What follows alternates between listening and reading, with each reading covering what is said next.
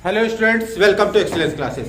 तो स्टूडेंट्स, आज हम लोग पढ़ेंगे present continuous tense, indefinite tense का। मैं इसके पहले भी वीडियो लेक्चर दे चुका हूँ। मैं उम्मीद है कि आप लोगों ने इसे पढ़ा होगा और सीख लिया होगा।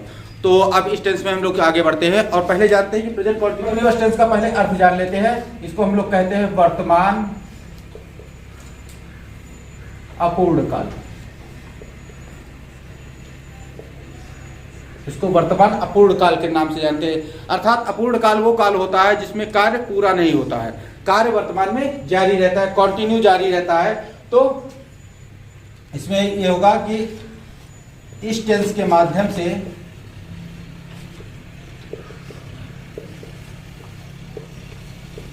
यह ज्ञात होता है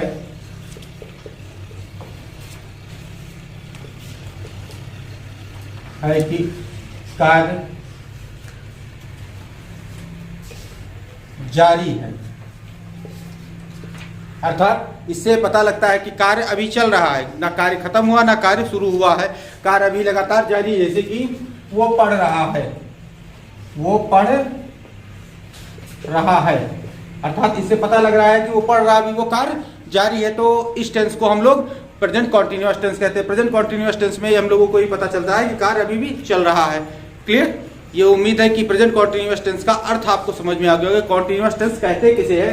कॉन्टिन्यूअस टेंस में ये चीज स्पष्ट रूप से मैंने लिख दी है कि कार्य अभी भी चल रहा है। मतलब किसी भी टेंस में, अगर पास्ट टेंस में है तो प्रेजेंट टेंस में है या फ्यूचर टेंस में, किसी भी टेंस में आपको दिखेगा तो कॉन्टिन्यूअस टेंस में कार्य लगातार जारी होना दिखाया जा रहा होगा।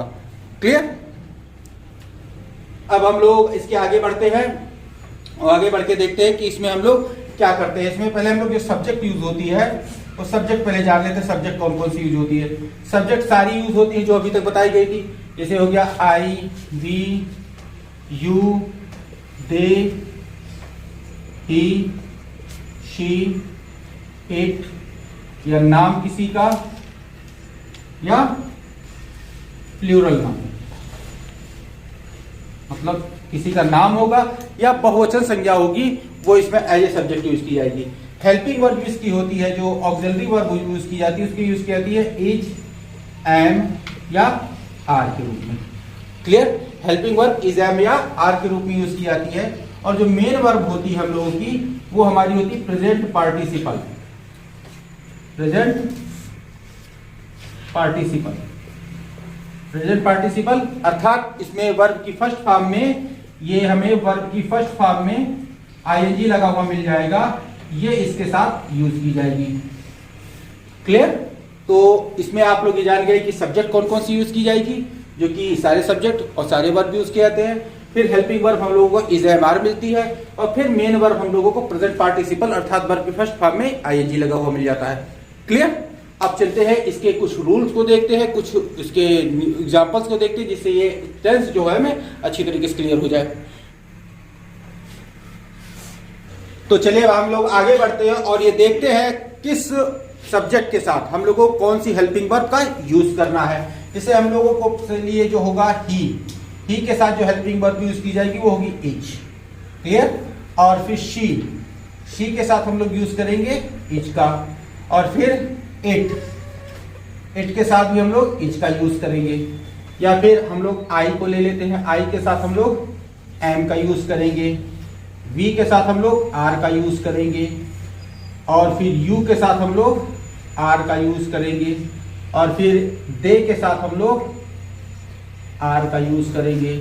और फिर अगर कोई नाम आर में मिल रहा है तो इसके साथ हम लोग इज का यूज करेंगे। और अगर प्लूरल नाउन मिल रहा है हम लोगों को तो इसके साथ हम लोग आर का यूज करेंगे। क्लियर? तो इन सब के साथ आपको पता लग गया कि कौन से सब्जेक्ट के साथ हम लोगों को कौन सी वर्ब का यूज करना है। ठीक? अब इसके हम लोग कुछ एग्जांपल लेते हैं, कुछ इसके रूल देखते हैं। जैसे यहाँ पे हमने ले लिया पहले रूल के अंतर्गत, अगर सब्जेक्ट प्लस इज, एम या आर, इसमें से कोई एक यूज करना है। अब सब्जेक्ट कैसा हो? सब्जेक्ट इसी में से कोई एक हो सकता है और जैसा हो उसी के अनुसार तुम लोगों को इज या एम या आर का यूज करना है। तो सब्जेक्ट प्लस इज, एम या आर। और इसके बाद हम लोगों को यूज करना है वर्ब की फर्स्ट फॉर्म। वर्ब की फर्स्ट फॉर्म के साथ हम लोगों को आईएनजी का यूज कर देना है। क्लियर? और इसके बाद हम लोगों को यहाँ पे यूज कर देना है ऑब्जेक्ट का। ओके, फुल स्टॉप लगा देंगे। ये हमारे अफर्मेटिव सेंटेंस, यानी कि जैसा मैंने बताया पहले वीडियो लेक्चर में अपने कि हर टेंस में अपना 4 पार्ट होता है, अफर्मेटिव, निगेटिव, इंट्रोगेटिव और इंट्रोगेटिव निगेटिव। तो यहाँ पे हम लोग ये अफर्मेटिव सेंटेंस को ट्रांसलेट करना सीख रहे हैं। तो अफर्मेटिव सेंटेंस में हम लोगों को इस स्ट्रक्चर पे आगे बढ़ना है। जैसे यहाँ पे एक एग्जांपल लिया कि वह आम खा रहा है, वह आम खा रहा है, तो वह के लिए हम लोग क्या लगाएंगे? लड़का है तो ही का यूज कर देंगे, और ही के साथ हमें क्या लगाना है? एज लगा दिया। और खाने की इंग्लिश हम लोग ईटिंग लगाएंगे, ईटिंग। वर्ब की फर्स्ट फॉर्म के साथ हम लोगों को आईजी का यूज करना है, खाने की इंग्लिश के लिए हम लोग ईटिंग लगा दिए। क्लियर? अब ही इज ईटिंग, उसके बाद ऑब्जेक्ट लगा देंगे। तो जैसा मैंने ट्रांसलेशन पढ़ा था इसमें शुरुआत में ही बताया था कि सब्जेक्ट किसे कहते हैं, वर्ब किसे कहते हैं, ऑब्जेक्ट किसे कहते हैं। जिन्होंने वो वीडियो लेक्चर नहीं देखा वो जाके देख लें कि सब्जेक्ट, वर्ब, ऑब्जेक्ट किसे कहते हैं। तो यहाँ पे अब ये ऑब्जेक्ट हमारा क्या हो जाएगा? आम हो जाएगा। तो यहाँ पे हो जाएगा he is eating mango. Clear? अब यहाँ पे एक टाइप का सेंटेंस और आपको मिल जाता है। जैसे एग्जांपल और लेते हैं कि वे घर जा रहे हैं, वे घर जा रहे हैं। तो वे के लिए हम लोग क्या लगाएंगे? दे लगा देंगे, दे। और दे के साथ क्या यूज करेंगे हम लोग? आर का यूज करेंगे, दे आर। और फिर जाने की इंग्लिश लगाएंगे गो, और गो के साथ हम लोग आईएनजी लगाएंगे। और कहां जा रहे हैं? घर, तो होम लगा दिया। क्लियर? तो उम्मीद है कि ये स्ट्रक्चर आपको समझ में आ गया होगा कि ये स्ट्रक्चर होता क्या है, कैसे यूज किया जाता है। तो चलिए इसे नोट कर लीजिए, और नोट करने के बाद हम लोग आगे बढ़ते हैं। तो अपने अगले नियम की तरफ हम लोग आगे बढ़ने से पहले कुछ ऐसे सेंटेंस देख लेते हैं जो शायद आपको देखने में ये ना लगे कि ये प्रेजेंट कॉन्टिन्यूअस टेंस में है, लेकिन वो वास्तव में प्रेजेंट कॉन्टिन्यूअस टेंस में होते हैं। जैसे कि हम लोगों ने एग्जांपल ले लिया कि कुत्ता सड़क पर बैठा है, सड़क पर बैठा है। ये सेंटेंस आपको अगर कहीं वैसे आ जाता है, अभी तो मैं टेंस के अंतर्गत लिख रहा हूं तो शायद आपको समझ में आ गया होगा कॉन्टिन्यूअस टेंस में, लेकिन अगर ऐसे कहीं भी दे दिया जाए सेंटेंस तो आप लोग कंफ्यूज हो जाएंगे कि ये कौन से टेंस में है। और ज्यादातर स्टूडेंट इसका ये गेस कर लेंगे ये प्रेजेंट परफेक्ट टेंस में है, लेकिन ये वास्तव में प्रेजेंट कॉन्टिन्यूअस टेंस का सेंटेंस है। क्यों है? क्योंकि कुत्ता सड़क पर बैठा है, कार्य कॉन्टिन्यूसली जारी है। तो यहाँ पे हम लोग इसे कॉन्टिन्यूअस के अनुसार ही ट्रांसलेट करेंगे। तो कुत्ते के लिए हम लोग लगाएंगे डॉग, और डॉग के अकॉर्डिंग हम लगा देंगे एज। और बैठने की इंग्लिश हम लोग लेंगे सिटी, यानी आईएनजी के साथ लगाएंगे सिटी। और कहां पर बैठा है? On the road. Clear? Dog is sitting on the road. या फिर भिखारी पार्क में लेटा है, भिखारी पार्क में लेटा है। यहां भी कॉन्टिन्यूअस टेंस की सेंस मिलता है कि कॉन्टिन्यूअसली जारी है। तो यहां पे हम लगाएंगे बेगर इज लेइंग। कहां पे? पार्क में, इन द पार्क। सॉरी, इन नहीं लगेगा, यहां पे लगेगा एट द पार्क। अब इन और एट का क्या होता है इसके लिए मैंने अलग सेपरेट वीडियो लेक्चर दूंगा आपको कभी, कि यहाँ पे इन की जगह हम लोगों ने एट का क्यों यूज किया। अभी फिलहाल ये जान लीजिए कि प्रेजेंट कॉन्टिन्यूअस टेंस में अगर सेंटेंस कॉन्टिन्यूसली जारी होने का कोई कार्य प्रदर्शित कर रहा है तो वहां पे हम लोग अगर रहा है, रही है, नहीं भी आता है तो भी हम लोग उसे कॉन्टिन्यूअस में ट्रांसलेट करते हैं। क्लियर? तो स्टूडेंट्स यहाँ पे आप लोग थोड़ा सा उबिएगा नहीं, क्योंकि अभी मैं थोड़ा सा स्टार्टिंग लेवल से शुरू कर रहा हूँ।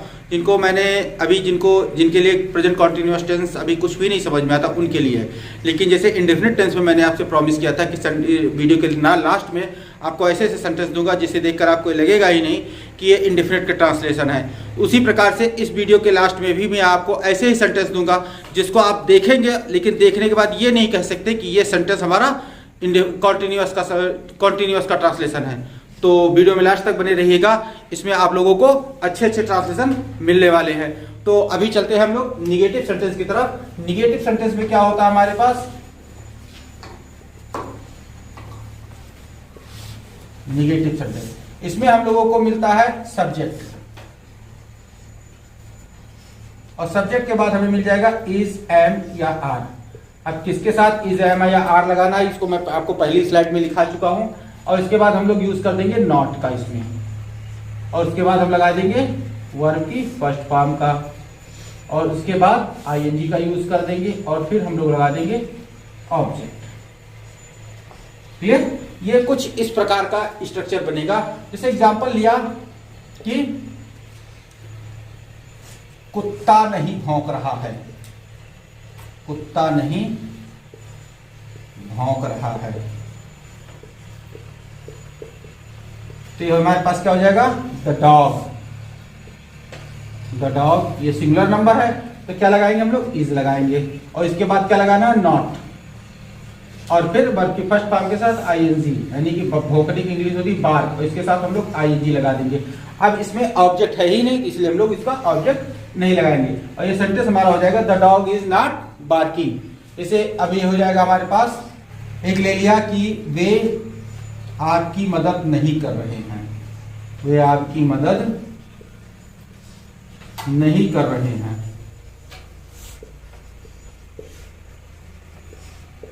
तो ये हो जाएगा दे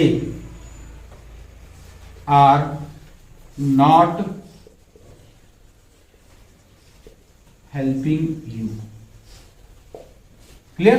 दे आर नॉट हेल्पिंग यू। या फिर हम घर नहीं जा रहे हैं,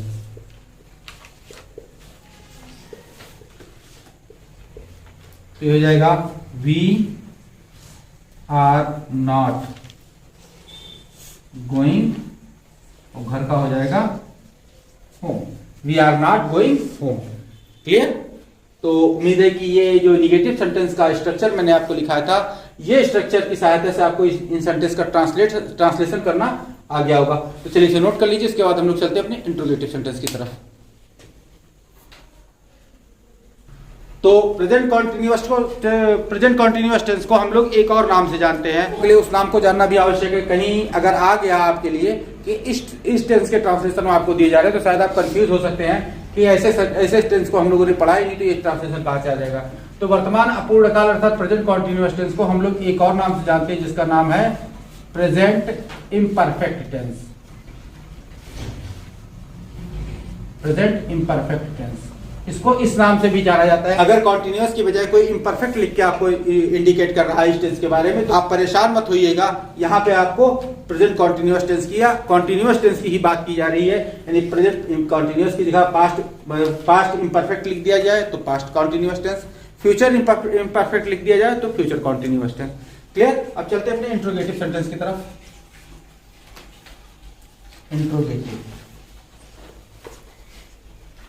इंट्रोगेटिव सेंटेंस दो प्रकार के, तो ये आप लोग जानते ही हैं। तो इंट्रोगेटिव सेंटेंस में पहला जो रूल हमें मिलेगा वो इज, एम या आर स्टार्ट में मिल जाएगा। और ये स्टार्ट में कब मिलेगा, स्टार्ट में कब लगाएंगे?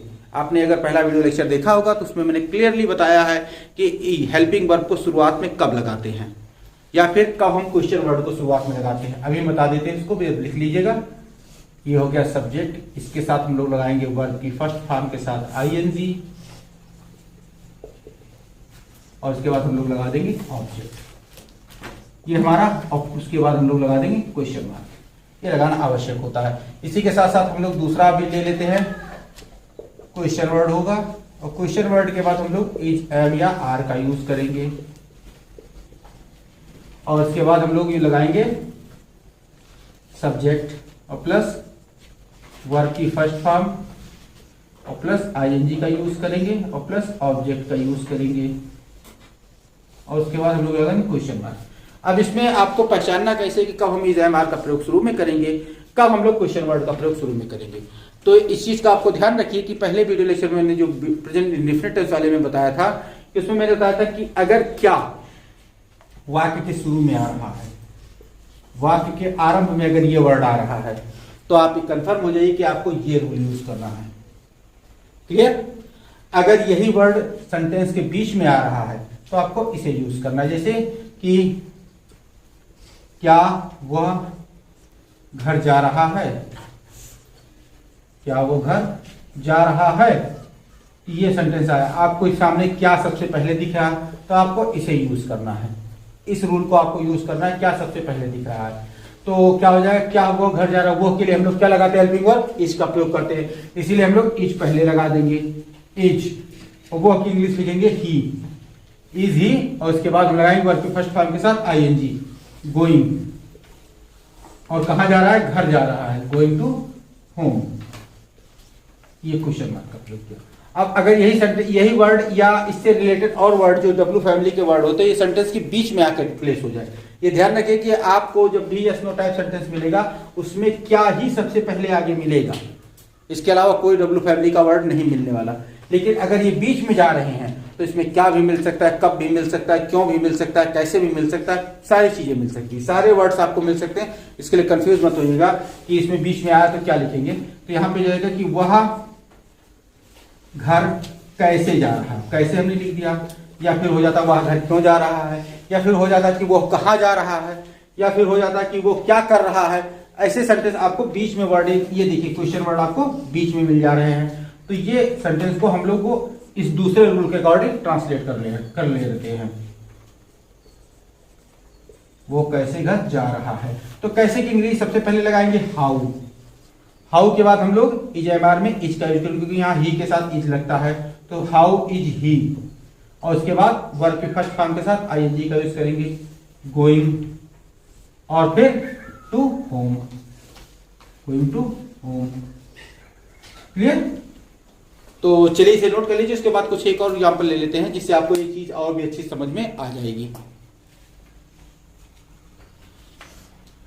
तो आगे एग्जांपल्स देते हैं कि क्या मैं झूठ बोल रहा हूं, तो मैं के लिए हम लोग क्या लगाते हैं, एम, आई के साथ हम लोग एम का यूज करते हैं।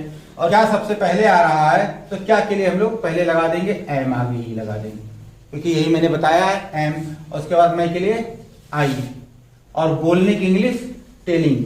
यहां आप ध्यान रखिए कि दोनों वर्ड मैंने लिख दिया, सच बोलने का भी, झूठ बोलने का भी, और दोनों में अंतर होता है। एक ही टेल माने बोलना होता है और स्पीक माने भी बोलना होता है, लेकिन दोनों में अंतर, कि झूठ बोलने के लिए टेल लगाया जाता है और सच बोलने के लिए स्पीक लगाया जाता है। इस बात को आप ध्यान रखिएगा। तो झूठ बोलने का आ जाएगा तो टेलिंग, और फिर झूठ बोलना अलाइंग, टेलिंग अलाइंग। और फिर क्या वर्षा हो रही है, तो वर्षा हो रही है मतलब मौसम की संबंधित सूचना, मौसम से संबंधित सूचना देने के लिए हम लोग इट का यूज करते हैं। इट के साथ हम लोग, हमने क्या बताया आपको, इज का यूज किया जाएगा, तो यहां लगाएंगे इज, इट, और फिर वर्षा हो रही है अर्थात रेनिंग, रेन माने वर्षा होना, और रेनिंग लगा दिया तो वर्षा हो रही है।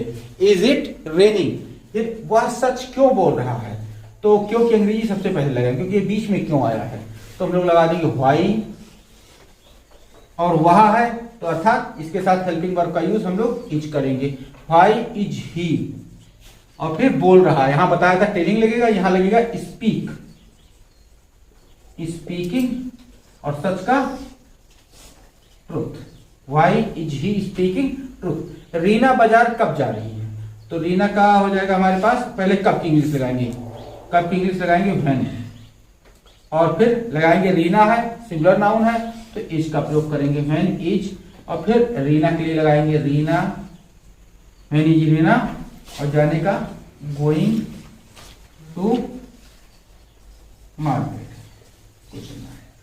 क्लियर? उम्मीद है इंट्रोगेटिव सेंटेंस का जो स्ट्रक्चर मैंने आपको लिखाया था वो स्ट्रक्चर इन एग्जांपल्स की सहायता से आपको क्लियर हो गया होगा। तो चलिए इसे नोट कर लीजिए, फिर हम लोग अगले रूल की तरफ आगे बढ़ते हैं। तो आगे बढ़ते हैं, हम लोग देखते हैं interrogative negative sentence. Interrogative negative sentence में वो क्या मिलता है, इज, एम, आर सबसे पहले लगाएंगे हम लोग, इसके बाद लगाएंगे सब्जेक्ट, और फिर लगा देंगे हम लोग नॉट, और इसके बाद लगेगा वर्ब की फर्स्ट फॉर्म के साथ आईएनजी, और इसके बाद लगेगा ऑब्जेक्ट, और फिर क्वेश्चन मार्क। इसी प्रकार से यहां पे हो जाएगा हमारे पास क्वेश्चन वर्ड सबसे पहले हो जाएगा, इसके बाद लगेगा इज, एम या आर, और इसके बाद लगेगा सब्जेक्ट, फिर नॉट, फिर वर्ब की फर्स्ट फॉर्म, और प्लस आईएनजी, और प्लस ऑब्जेक्ट, और प्लस क्वेश्चन मार्क, ये लगेगा। जैसे एग्जांपल लिया हमने कि क्या वह अमरूद नहीं खा रहा है, क्वेश्चन मार्क। तो वह है, क्या आगे लगा हुआ है, तो हम लोग इज पहले लगा लेंगे, इज ही, और उसके बाद लगाए नॉट, और खाने की इंग्लिश लगाया ईटिंग, और क्या खा रहा है, अमरूद, ईटिंग गुआवा, क्वेश्चन मार्क। ये भी देख लीजिए कि आपको ये सेंटेंस भी आपको इंट्रोगेटिव सेंटेंस की तरह ही मिल रहा है, और इसमें भी साथ साथ आपको बस इतना ही ध्यान रखना है कि सब्जेक्ट और वर्ब की फॉर्म के बीच में आपको नॉट का यूज कर देना है। क्लियर? अभी यहां पे इसे ले लिया कि तुम पानी क्यों नहीं पी रहे हो, क्यों नहीं पी रहे हो, तो ये हमारे पास हो जाएगा, क्योंकि इंग्लिश पहले लगाएंगे व्हाई, और तुम है तो आर लगाया, व्हाई आर यू, और फिर इसके बाद हम लोग ने नॉट का यूज कर लिया, और पीने का हो जाएगा ड्रिंकिंग, और पानी का वाटर। क्लियर? उम्मीद है ये आसान सा रूल था, आपकी समझ में आ गया होगा। तो चलिए इसे नोट कर लीजिए, और उसके बाद हम लोग चलते हैं कुछ अपने स्पेशल रूल की तरफ। तो यहां पे आपको नए नियम के अनुसार होता है कि यदि भविष्य में होने वाला कोई कार्यक्रम निश्चित है, यहाँ पे हम लोग प्रेजेंट कॉन्टिन्यूअस टेंस का यूज किया जाता है। देखने में वो सेंटेंस हम लोगों को फ्यूचर टेंस की तरह दिखता है कि फ्यूचर टेंस का सेंटेंस है, लेकिन होता वो वास्तव में प्रेजेंट कॉन्टिन्यूअस टेंस का है। जैसे एग्जांपल हम ले लेते हैं कि वह कल एक गाड़ी खरीदेगा,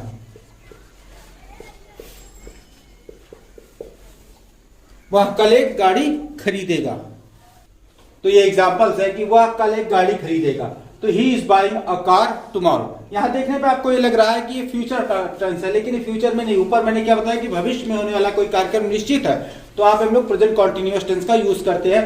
तो ये भविष्य का कार्यक्रम निश्चित है, इसलिए आप प्रेजेंट कॉन्टिन्यूअस टेंस का यूज कर रहे हैं। फिर उसके बाद अगर इसको आप इस तरीके से ना लिखना चाहें तो आप ये सेंटेंस इस तरीके से भी लिख सकते हैं कि he is going two by a car tomorrow.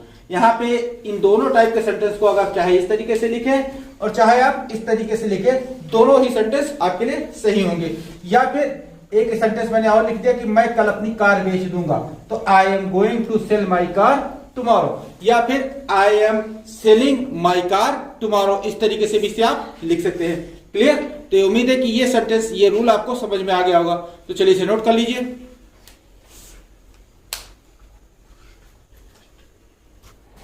तो स्टूडेंट्स, इसी के साथ आज का वीडियो लेक्चर समाप्त किया जाता है। उम्मीद है इस वीडियो लेक्चर में मैंने जो आपसे शुरू में वादा किया था वो चीज आपको मिली होगी। और अगर आपको वीडियो पसंद आएगा तो वीडियो को बिना लाइक किए हुए जाएगा नहीं। और अभी तक मेरे चैनल को अगर सब्सक्राइब नहीं किया है तो सब्सक्राइब जरूर कर लें, जिससे आने वाले मेरे सारे वीडियो लेक्चर आप तक सबसे पहले पहुंचे। और वो तभी सबसे पहले पहुंचेंगे जब आप बेल नोटिफिकेशन में जाके ऑल नोटिफिकेशन का बटन सेलेक्ट कर लेंगे। तो बिना सब्सक्राइब किए हुए जाइएगा नहीं, क्योंकि मैं यहाँ पे आपको सबसे अलग टीचिंग देता हूँ, सबसे यूनिक टीचिंग देता हूँ। तो मिलते हैं अपने नेक्स्ट वीडियो लेक्चर में। Till then stay tune with our channel, keep watching, keep running, take care, thank you and bye.